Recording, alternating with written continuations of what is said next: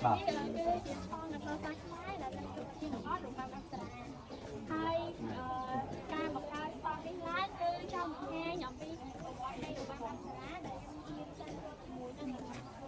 រូបគំនូររបស់អប្សរាពីផ្ទះហើយក៏បានផលិតស្ពុតឡើងជំរាបសួរលោកគ្រូអ្នកគ្រូអំពីផ្ទាំងគំនូរអប្សរានេះគឺបានផ្សារភ្ជាប់ជាមួយនឹងមង្គតអប្សរា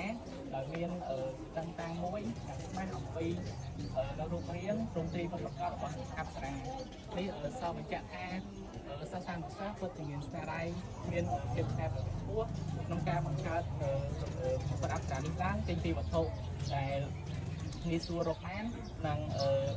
ងាយស្រួលប្រើប្រាស់គេដៃឈប់ប្រើប្រាស់បើសរុបពីក្តីនេះជារួមមកហើយខ្ញុំបង្កើតនៅស្នាដៃមកគាត់តែនឹងអប្សរានេះគឺចង់រំលឹកអំពីរបាំអប្សរាដែលដោយព្រះមហាក្សត្រទាំងនេះជាសម្បត្តិនៃពុទ្ធនារីរដ្ឋហើយ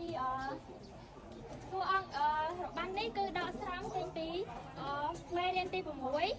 សិលាចារឹកនិងរបាំខ្មែរអំពីសៀវភៅពុម្ពអក្សរសាស្ត្រខ្មែរថ្នាក់ទី12ហើយតួអង្គអប្សរាទី1ដែលបានក្រងប្រកបនោះគឺព្រះនាងនរោត្តមបុប្ផាទេវីហើយនៅក្នុងនេះដែរដោយបង្កើតឡើងដោយព្រះមហាក្សត្រនេះបានធ្វើទស្សនកិច្ច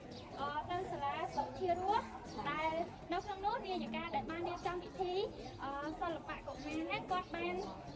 កាត់กระดาษធ្វើមកុដដើម្បីឲ្យកុមារពាក់ដូចគ្នាហើយដល់ពេលហើយមកុដហ្នឹងគឺដូចទៅប្រាសាទនៅជាប់នឹងប្រាសាទចិញ្ចាំងអង្គរវត្តដូចរូបអប្សរាចាហើយដល់ពេលអញ្ចឹងទៅព្រះមហាក្សត្រនេះក៏បានបដួចផ្ដើមដឹកបង្កើតផ្នែកដឹកនៃរបាំនេះឡើងដែលឲ្យប្រសិទ្ធនាមថារបាំអប្សរាហើយរបាំអប្សរានេះគឺជាពាក្យខ្មែរដែលផ្សំពីបាលីសំស្ក្រឹតដែលមានន័យថារបាំទេវៈឬរបាំទេពអប្សរឬក៏របាំទេវតាហើយរបាំអប្សរានេះដែរគឺបង្កើតឡើងតាំងពីឆ្នាំ1961មកម្លេះហើយនេះគឺសូមអរគុណអ្នកគ្រូសូមបញ្ជាក់ដែរគាត់គឺជាដែលគ្រូគ្រូតាំងពីផ្ទាំងមានតែគីមប៉នទេហើយ